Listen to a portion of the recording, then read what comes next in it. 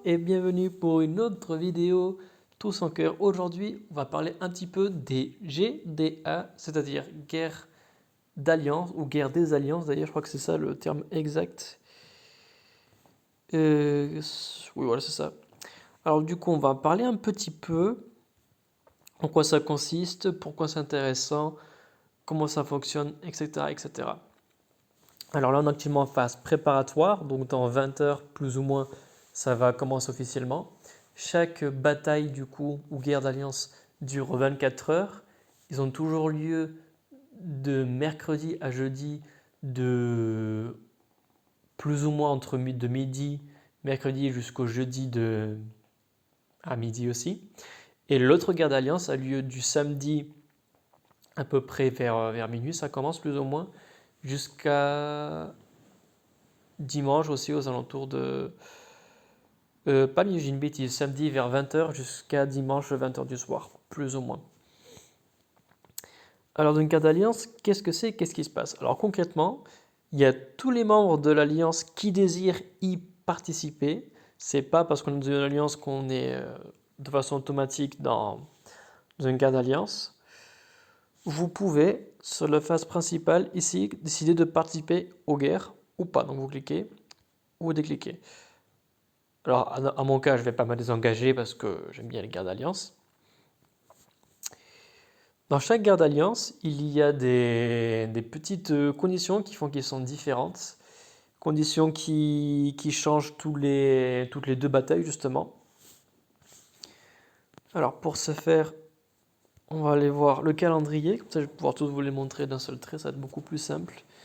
De tête, il y en a 1, 2, 3, 4, peut-être 5. Là, j'ai un trou. Parfait. Alors, par exemple, du coup, on voit que ça se fait toujours entre samedi, mercredi. Ensuite, samedi, c'est un nouveau, mercredi, samedi à nouveau, mercredi, ainsi de suite, ainsi de suite. Alors, nous avons justement, on va regarder les 5 qui sont à droite, parce que du coup, là, on pourra les 5. Vous avez le petit rond rouge qui est juste là, avec une flèche. Ça, c'est pas une condition, mais on va dire on pourrait dire l'ambiance de la guerre d'alliance, un peu ce qui va définir le terrain, les conditions.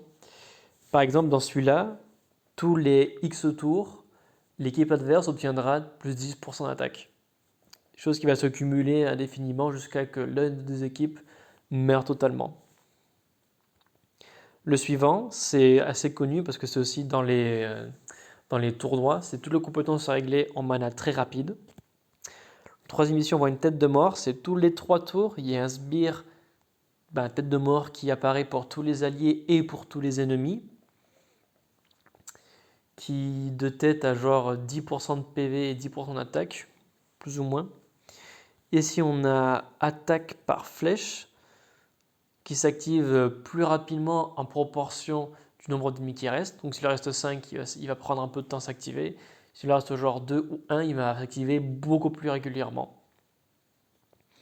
Et ça fait des dégâts en proportion des PV que votre équipe a.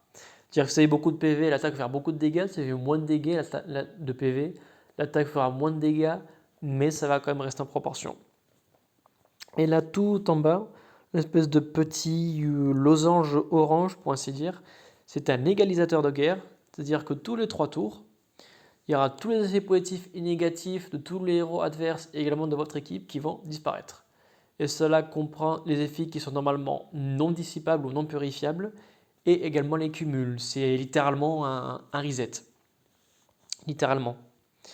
Donc du coup, suivant la condition de la guerre d'alliance ou le terrain que je définis qu'on va avoir, on peut modifier notre équipe pour qu'elle soit plus ou moins efficace. Un cas concret, un cas tout bête, en général, lorsqu'on est dans un tournoi où on est très rapide, on a plus tendance à avoir 2 héros là en général. Tout simplement. Hop, hop. Et le cas de cette guerre d'alliance, ici, nous avons le barrage de flèches. Ce qui dit justement, voilà, 25% de dégâts sur tous vos attaquants héros en fonction de leur santé actuelle. Voilà, c'est bien ça. Donc si vous avez par exemple 1000 PV, il va vous infliger 250 dégâts. Si vous avez 600 PV, il va vous faire 150 dégâts, ainsi de suite, ainsi de suite. Ce serait du coup un quart de PV qui vous reste. Donc si vous reste 4 PV, il va vous infliger un dégât. Soutien de guerre s'active plus vite lorsqu'il y a des héros défenseurs vaincus sur le terrain. Donc je vous expliquais tout à l'heure. Alors, bon, l'objectif c'est de gagner, voilà, merci, bien joué. Alors on va lire vite fait ce qui est écrit ici. Alors l'objectif de la guerre d'alliance est de gagner des points pour votre alliance. Pour cela, il faut vaincre des héros ennemis. C'est-à-dire que, je prends le cas de mon équipe, plus la puissance totale de l'équipe est élevée, plus il y a des points disponibles. Par exemple, lorsqu'on arrivera à vaincre les 5, toute mon équipe complète, il y aura du coup les points bonus pour la victoire qui sera de 64, points bonus pour avoir vaincu toute mon équipe. Et en plus de ça, à mesure que mon équipe recevra des dégâts, il y a 128 points à prendre. C'est-à-dire que par exemple, si l'adversaire arrive à vaincre, par exemple, je dis Frost et Melendor, par exemple, du coup, on va dire qu'il aura gagné 40 points, par exemple. Et du coup, points disponibles, actuellement, on va passer de 128 à 88. Et ensuite, la personne qui va attaquer encore une fois mon équipe, il restera du coup Yogme, Falin et Devana. Et s'il arrive à les vaincre totalement l'équipe, il aura les 88 points restants et les 64 points de victoire. C'est-à-dire que si vous n'arrivez pas à vaincre une équipe d'un seul coup, l'équipe en question va rester telle qu'elle. C'est-à-dire que par exemple, une équipe m'attaque, Frost, il lui reste 1000 PV, Melendor, il en reste 1395, il a subi juste un seul dégât, et Felin, il lui reste 1 PV. Lors de la prochaine attaque, que ce soit vous ou n'importe qui de votre alliance qui va de nouveau m'attaquer, Falin aura toujours 1 PV, Melendor aura toujours 1395 et Frost aura toujours 1000 PV. Chose qui ne change pas. C'est pour ça que c'est un travail d'équipe et que c'est tout l'intérêt justement de faire une guerre d'alliance. C'est pas du chacun pour sa pomme. Ou si vous partez comme ça, vous allez difficilement aller bien loin. En tout cas, c'est ce que je ressens personnellement. C'est important d'avoir un esprit d'équipe et de vraiment coordonner les attaques, surtout qu'on n'a pas tous les mêmes niveaux. Par exemple, je suis à 4740. On a Tianza par exemple qui est à 4007. Donc très clairement, si on ne se coordonne pas nos attaques, une bêtise toute bête qui est assez simple. Si j'ai une équipe en face qui est aussi fort que celui de notre dirigeant, qui est une équipe qui est assez jolie à voir, tout de même mine de rien, si Tianza l'attaque, elle va perdre ses attaques pour rien, vu que elle est pas assez forte pour éliminer les héros. À moins qu'elle ait énormément de chance sur le puzzle. Et encore, dans tous les cas, on voyait ce qu'il y a en face. Enfin, non. Elle va se prendre une grosse raclée. Donc l'intérêt, par exemple, dans mon cas, c'est que si moi, j'affronte une équipe de ce genre et que j'arrive pas à la vaincre, mais qu'elle est bien entamée, par exemple, Alexandrine, faiseur de tombe, est mort, John, il lui reste une centaine de PV, et Setchat et Frigg, ils ont plus ou moins le total de leur PV. Là, Chianza, du coup, va pouvoir finir ce que j'ai commencé, parce que ce qui reste, ce sera plus à son niveau. Par exemple. Là, c'est vraiment tout un intérêt de faire du travail d'équipe.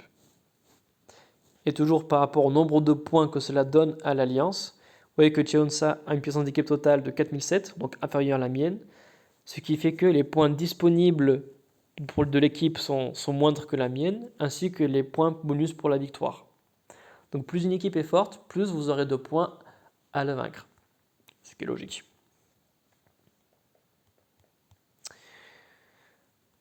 Ensuite, donc du coup, quand la guerre est terminée, l'alliance qui a le plus de points gagne, ça c'est logique. L'alliance qui gagne a 5 points. Si jamais vous faites égalité, alors ça m'est jamais arrivé, mais c'est possible. En chemin, c'est déjà arrivé, mais terminer en égalité, c'est jamais arrivé, du moins parlant pour moi. Chaque alliance aura 3 points, et si vous perdez, vous aurez juste un seul point. Alors, comme je vous expliquais tout à l'heure, les héros ennemis les plus puissants valent plus de points quand ils sont vaincus. Pour se faire des points bonus pour avoir vaincu tous les héros d'une équipe ennemie, les points remportés ne sont jamais repris même si le joueur quitte l'alliance. C'est-à-dire que par exemple, vous êtes en pleine guerre d'alliance, sur un coup de tête, vous quittez l'alliance parce que vous n'aimez plus votre alliance, par exemple, ça peut arriver. D'ailleurs, j'ai déjà vu ça d'ailleurs plusieurs fois. Les points que vous aurez donnés à votre alliance vont rester intacts. D'ailleurs, ça peut se m'arriver plusieurs fois. Lors d'une guerre d'alliance, d'ailleurs, la précédente, hein, on était à la deuxième vague, pour ainsi dire, je reviendrai dessus tout à l'heure. Et c'était écrit, ex-membre, voilà, il était parti. Il a fait toutes ses frappes, mais ensuite il était parti. Voilà. Alors pour participer aux guerres, vous devez configurer une équipe en défense pour la guerre pendant la phase préparatoire précédant la guerre. Vous ne pouvez pas modifier votre équipe en défense une fois la guerre commencée. Donc ça c'est comme les tournois arrêts. Quand le tournoi arrêt commence, vous ne pouvez pas modifier votre équipe défensive. La guerre d'alliance, c'est le même principe. Vous pouvez attaquer plusieurs fois pendant une guerre. Chaque attaque consomme de l'énergie de guerre. L'énergie de guerre se remplit pendant la guerre. C'est-à-dire que lorsque la guerre d'alliance va commencer, on aura trois attaques de guerre d'alliance. Et lorsqu'il restera du coup plus que la moitié de la guerre d'alliance, c'est-à-dire qu'une fois 12 heures écoulées, on aura de nouveau 3 énergies de guerre d'alliance. Ni plus ni moins, et il n'existe pas de recharge de guerre d'alliance. Et je ne pense pas qu'il en existerait. Et heureusement, sinon ça serait une grosse inégalité entre free-to-play et pay-to-win. Donc heureusement que ça n'existe pas. Les équipes en défense vaincues reviennent à la vie après un certain temps. Vous pouvez attaquer l'ennemi même si tous les joueurs de votre équipe en défense ont été vaincus. C'est-à-dire que par exemple, si mon équipe elle est totalement décédée, je pourrais quand même faire mes frappes. Ça n'a pas d'importance. Et alors, je ne me rappelle pas exactement, mais je sais que la première partie de la guerre d'alliance, les équipes reviennent à la vie plus ou moins rapidement. À la seconde moitié, ils reviennent presque à la fin de la guerre d'alliance. On peut faire ce qu'on appelle aussi tableau noir, c'est-à-dire que si jamais on arrive à vaincre tous les adversaires de l'alliance complète, par exemple, on arrive à vaincre tous les adversaires de AAA Québec Team QC, bon, c'est pas le plus facile à mémoriser et à dire, du coup, ils vont tous réapparaître. Parce que sinon, on va rester par exemple 5 heures sans pouvoir attaquer personne. Et c'est un peu triste. Donc du coup, si jamais il y a toute l'alliance qui est morte en même temps, du coup, cela fera qu'ils vont tous réapparaître. Plaisir, gratifiant, stratégie, climat positif. Péter une équipe du Canada. Pourquoi pas. Ok, hop, hop, hop. Vous pouvez attaquer qu'une seule fois avec chaque héros pendant la guerre. Ça, c'est très important. Pour gagner la guerre d'alliance, vous avez besoin d'héros puissants et de l'utiliser à bon escient. C'est le même principe que la taverne des légendes. On peut utiliser les héros qu'une seule fois par étape. Dans la guerre d'alliance, c'est le même principe. On peut utiliser les héros qu'une seule fois par énergie. C'est-à-dire que, par exemple, vous avez une équipe qui est, je sais pas, une équipe en face qui est de 3600 de puissance, par exemple. Si j'attaque directement avec une équipe qui a 4740, ça serait du gros gaspillage parce que ça saute aux yeux que je vais gagner. Ce serait plus sage de ma part de pouvoir utiliser pour un autre escient, comme ils disent, en faire bon usage. Ils sont à usage unique. Et voilà, j'ai après tout dit par rapport à le fonctionnement de la guerre d'alliance. Donc c'est vraiment du coup le soutien de guerre, voilà, c'est ça le terme exact que je cherchais tout à l'heure. Il y a 5 soutiens de guerre différents. Donc suivant le soutien de guerre qui est défini, du coup on va modifier notre équipe. Hop, moi dans mon cas, vu que tous les X tours, l'équipe adverse subira 25% de dégâts en proportion de leur PV, peu importe dans nos PV et peu importe leur défense.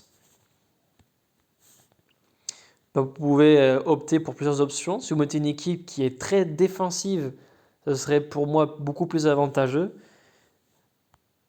Du fait que tout simplement barrage de flèche en fait va faire les dégâts pour vous et du moment que votre équipe survit, en fait ils vont mourir à petit feu tout seul. Ça par exemple c'est ce que je pense.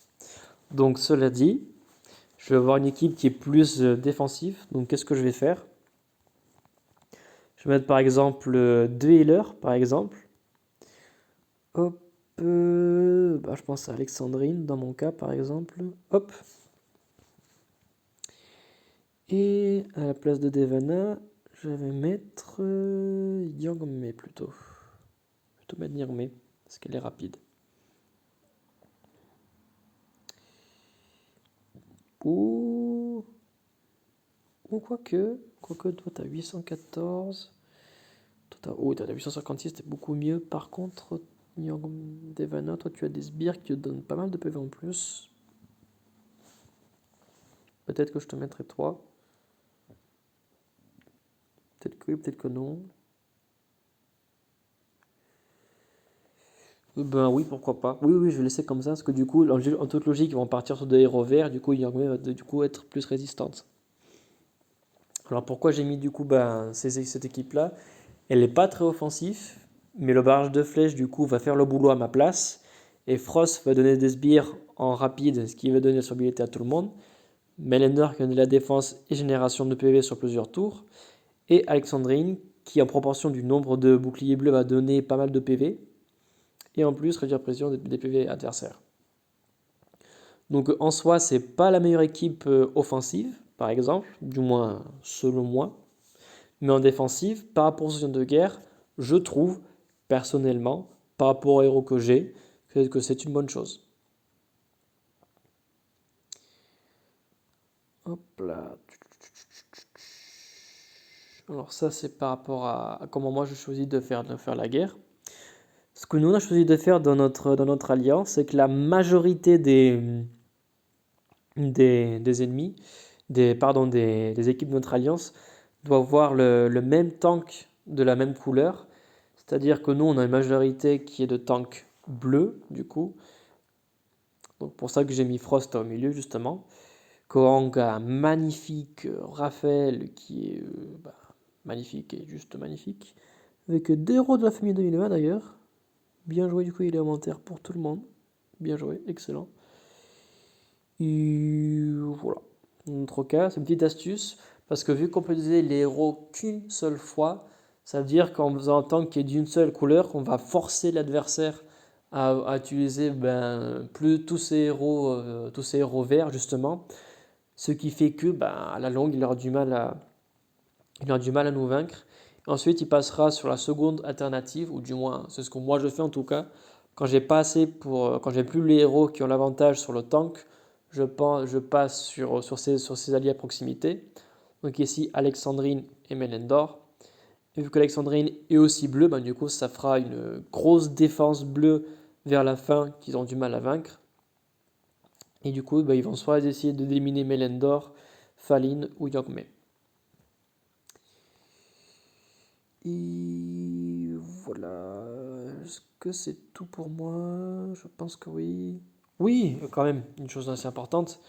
Quel est l'intérêt des guerres d'alliance? C'est pas juste se battre pour battre.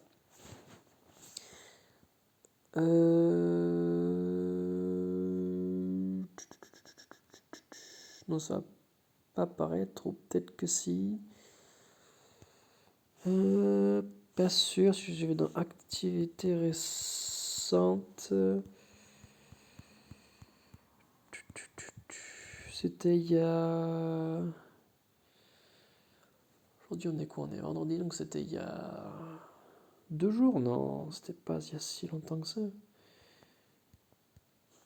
Normalement, je devrais pouvoir voir qu'est-ce que j'ai obtenu en récompense de la guerre d'alliance. Je crois que je l'ai déjà passé. Combat, coffre de recherche, vision mythique, combat. Mythique, récompense titan, enquête. Bingo, récompense de guerre d'alliance. Du coup, lorsqu'on a une victoire dans la guerre d'alliance, donc ça veut dire que lorsqu'on a plus de points que l'adversaire, ça c'est une série de récompenses typiques qu'on peut avoir. Alors il n'y a pas que ça, il y a d'autres objets qui ont moins de valeur qui sont pas répertoriés ici, mais ça c'est plus ou moins ce qu'on gagne en général lorsqu'on est gagnant. On a quelques gemmes, on a en général un entraîneur, un petit jeton d'invocation. Des fois, c'est des jetons épiques ou des troupes aussi. Un éther niveau 1, voire même 2 et 3. Par exemple, il y a Chansa dans notre alliance. Elle m'a 2 fois envoyé un screenshot où, dans une victoire de guerre d'alliance, elle a eu un éther 3. Donc, elle a eu énormément de chance, que moi, ça n'est jamais arrivé. Quelques tickets butins et un matériel de fabrication 3 étoiles. Donc c'est une récompense classique qu'on peut avoir. Mais il faut savoir que lorsqu'on perd les guerres d'alliance, les récompenses ne sont pas moins bonnes, mais il y en a beaucoup moins, dans le sens qu'on va avoir genre 2 ou 3 choses maximum. Les gemmes de tête, je pense pas qu'on en ait. Mais ça m'est arrivé une fois, par exemple, lors d'une défaite d'une guerre d'alliance, j'ai eu un jeton pour un héros épique, où j'étais assez surpris, et une super potion de soin. Voilà, j'ai eu que ces 2 objets, comparant là aussi ce qu'on a là, mais pour une défaite, c'est quand même de très bons objets. Et hop. Ah bah du coup, j'ai encore une bonne idée aussi. Hop. Alors pas récompense de quête non plus, récompense de titan non plus. Alors je l'ai entrevu, donc je sais qu'il est encore là. Titan. Et ça. C'est exactement ça. Et lorsqu'on a une victoire en guerre d'alliance, du coup lorsqu'on a un total de 25 points, les récompenses qu'on a sont équivalentes à ce que vous voyez ici dans la récompense que j'ai eu dans le coffre de recherche, qui sont pour rappel, c'est lorsqu'on doit vaincre 150 ennemis nature, sacrés, bleus, etc., etc. La récompense est du même style, c'est-à-dire que vous allez avoir un joli pactole de gemmes qui varie entre 30 et 50, de ce que moi j'ai eu en tout cas de tête. Toujours un héros entraîneur, possibilité d'avoir des flacons énergie. Vous avez aussi 3 jetons d'invocation qui peuvent être entre des jetons basiques, troupe épique ou héros épique. Des clés de costume, j'en ai eu 4 maximum d'un seul coup. Des pièces du souterrain aussi. Un bon paquet aussi d'emblèmes qui varie entre 30 et 50, pareil de ce que j'ai eu. Toujours des tickets de butin et quelques objets par-ci par-là qui sont entre 3 et 4 étoiles. Donc ça a plus ou moins cette tête, le résultat d'un butin de guerre. Hop, hop, hop, hop, or. Et pour savoir quand vous pourrez avoir votre coffre de guerre, ici vous avez le total des points qui sont acquis sur le tas. Par exemple, si là, même si là on perdrait, du coup on a quand même les 25 points, mais à savoir que si on gagne, et ce que je souhaite bien sûr, on va du coup avoir 29 sur 25 du coup, ce qui fait qu'on va repasser à 0, on va du coup avoir 4 sur 25 et on pourra cliquer sur le coffre de guerre. Sachant que pour vraiment optimiser la récompense de la coffre de guerre, c'est-à-dire pour qu'il ait la même dégaine que je viens de vous montrer, vous devez participer à toutes aux 25 points total, enfin y contribuer. C'est-à-dire que par exemple là on avait 4 sur 25, quelqu'un nous aurait rejoint hier dans l'Alliance et participe aux guerres d'Alliance, puisqu'il va seulement contribuer à un seul point des 25 points du coffre de guerre. Le niveau de la récompense sont basées sur le nombre de guerres auxquelles vous participez, comme j'avais dit. Ce qui fait que là, si je participe juste à une seule guerre qui va me donner en plus qu'un seul point, bah, la récompense, toute logique, ne va pas être très, très élevée. Alors, je ne sais pas comment c'est, parce que je n'ai jamais expérimenté. Mais en tout cas, je sais que c'est pas très élevé. En toute logique, en tout cas. Et voilà. D'ailleurs, lorsque je pense que ce que je vais faire, pour faire une petite vidéo assez courte, lorsqu'on aura le coffre de guerre, parce que dans tous les cas, on va l'avoir, je ferai une vidéo assez courte, comme ça vous pourrez voir une récompense typique d'un coffre de guerre de ce qu'on peut avoir. Mais j'ai à peu près tout dit là, je pense. Pour les curieux, si déjà un peu avoir une idée de savoir à quoi on va s'attendre, on peut regarder les adversaires qui sont en face. Par exemple, on a quelqu'un qui est 4800, qui a un barbare justement. Donc on peut s'attendre à qu'il ait une équipe de ce genre. Ensuite, on a un 4500. Ensuite, on a un autre, on a un 4600 avec une Evelyne. Ensuite, on a un 4500 encore une fois. 4200 encore une fois. Beaucoup de la saison 1. Ensuite, là, on passe à 4100, à 4100 et à 4117. Donc, on aura toujours du minimum 4000. Après, rien ne dit que les 9 en question participent à la guerre d'alliance, mais il faut savoir que si par exemple là on est 8 à participer, on peut être sûr aussi qu'en face ils seront aussi 8. C'est pas possible qu'un camp, qu'une alliance ait plus d'équipes que d'autres, sans égalité. Donc on peut savoir et déterminer en toute logique que nous sommes 8. Ici, il y en a 9, donc il y a un des 9 qui ne va pas du coup participer à l'alliance. Alors on pourrait supposer On pourrait supposer. Non, j'allais dire une bêtise. J'allais dire sans doute Matt parce que c'est un membre, mais vu qu'il a rejoint il y a 2 mois, théoriquement rien ne l'empêche de ne pas y être. Donc là concrètement, dans la logique des choses, en général, c'est dans les plus faibles que ça participe pas. Mais dans tous les cas, dans notre cas d'alliance à nous, cette fois-ci on sera sur du 4000 par exemple. Avec un maximum de 4800. Une dernière chose. Vous voyez ici que là, il y a des formations qui sont différentes. Ça, c'est la formation qui est standard. Il y a la formation double. Hop, c'est-à-dire il y en a 2 devant et 3 derrière. Il y a la formation double inversée où il y en a 3 devant et 2 derrière. Hop. Et il y a aussi, ou peut-être qu'ils l'ont pas. Je ne la vois pas en tout cas. Peut-être qu'ils l'ont pas présent. Ah voilà, lui le premier, qui est un peu du coup le standard inversé. Alors il faut savoir que par défaut dans la guerre d'alliance, tout le monde la formation sera en standard. Même si vous avez la possibilité d'avoir des formations différentes dans votre array, dans la guerre d'alliance, tout le monde est en standard. Ça permet d'avoir une plus grande égalité entre les joueurs élevés en tout ce qui est recherche, bastion, etc. et ceux qui ne le sont pas encore. Voilà, là je crois que j'ai vraiment tout dit. Voilà, donc j'ai parlé de comment constituer l'équipe, quand la constituer, les 5 soutiens de guerre différents, comment on a des points, à quoi ressemblent les récompenses, comment les avoir, etc. Je pense que j'ai à peu près tout dit. Et voilà. Je pense qu'on va se voir très vite aussi dans tous les cas. Je vais sans doute faire des vidéos aussi des guerres d'alliance. Comme ça, on peut voir ensemble comment sont les frappes.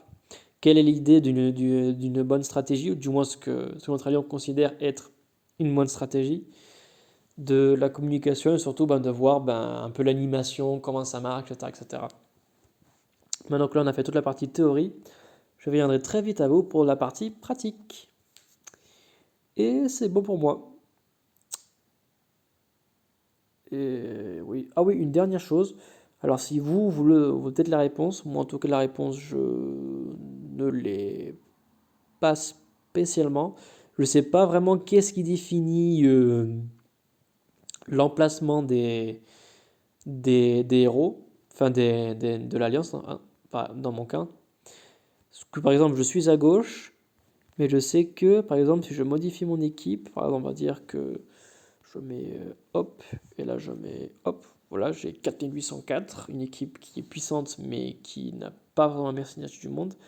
Et hop, hop, je vais là. Et si je sors et que je reviens, et ben du coup je suis à droite. Et pourtant ensuite, si je le remodifie encore, hop, on peut passer de ça à ça, hop, hop, à 4766, hop, hop, et je reviens, et du coup je reste à droite. Hop, hop, hop. Je crois que j'ai la réponse à ma propre question en fait. Donc là, du coup, en toute logique, je remettrai Melendor. Non, là, attends, là, qu'on se ne prenne pas là, voilà. Et mon copain ici, avec lui, voilà, merci. Là, du coup, en toute logique, je vais revenir à gauche. Il doit y avoir une espèce d'algorithme, parce que du coup, quand j'étais plus puissant que Corona, du coup, on a tous les deux switché. Parce que du coup, il est passé deuxième plus puissant, ce qui fait que du coup, il est allé à gauche. Ça veut dire que, en toute logique, si j'arrive à surmonter les 4834 de mon dirigeant, mais je peux pas parce que j'ai pas de quoi de toute façon. Là, je regarde, mais non, je peux pas. Et par exemple, il peut y avoir une autre guerre d'alliance où le dirigeant, ou celui qui a le plus haute puissance, va être par exemple ici, une autre fois va être ici. Je ne sais pas qu'est-ce qui définit les emplacements. Après, honnêtement, ça n'a pas spécifiquement d'importance. Mais voilà, juste une petite question par curiosité. La puissance a un rapport, Mais vu qu'à chaque guerre d'alliance, les gens bougent, ben voilà. Bon, après, ça, c'est un petit détail. Mais tout ce qui est partie théorique importante, je considère que j'ai déjà tout traité. N'hésitez toujours pas à voir les infos sur le guerre, qui en parle bien. Si vous avez la description du soutien de guerre actuel, donc du coup le barrage de flèches, comme je l'ai dit la dernière fois. Et là, vous pouvez simuler une équipe d'attaque pendant la guerre. Donc, par exemple, j'ai une bêtise, en face d'une équipe qui est je sais pas, qui est mono bleu, par exemple. Du coup, je vais prendre ce Mister avec ce Mister et une grosse bêtise. Lui et lui. Alors, très mauvais exemple. Et hop, voilà. Et hop, du coup, hop, c'est fini. Hop. D'ailleurs, si je clique sur remplir automatiquement, je crois qu'il met les plus forts. Voilà, c'est ça, il met automatiquement les plus forts et les troupes les plus fortes. Voilà, bon, en tout cas, c'est tout pour aujourd'hui. Et je pense que là, j'ai vraiment plus rien à dire. Je vous dis à très vite pour la suite de cette guerre d'alliance. On va voir si qu'est-ce qui gagne entre le Québec et les bons Français, avec aussi des bons Belges en passant. Et nous nous reverrons très vite.